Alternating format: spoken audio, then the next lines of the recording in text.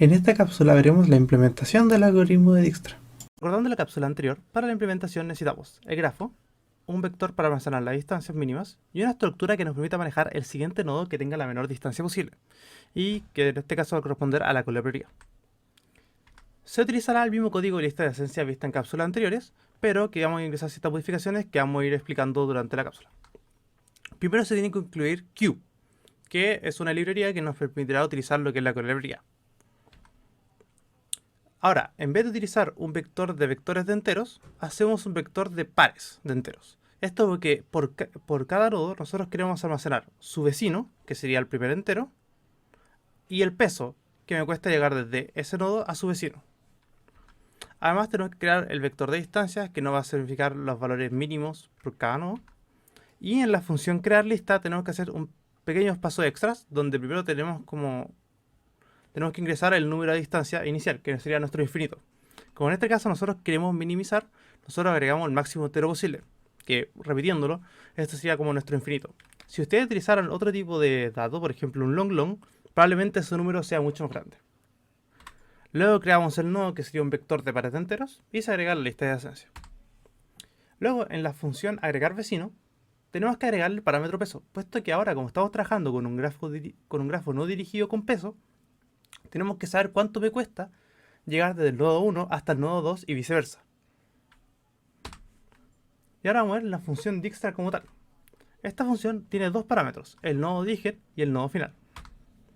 Luego se inicializa la distancia al nodo de origen en 0, puesto que lo que me cuesta llegar del nodo de origen hasta sí mismo es 0. Luego se crea lo que es la prioridad, donde nos permite el acceso en O de 1 al siguiente nodo a iterar. El primer parámetro que se le pasa, que están viendo ahí, es el par int, que es los elementos que yo voy a comparar en esa prioridad. El vector per int es el cómo se va a almacenar por detrás. Y el greater per int es el cómo se va a ordenar.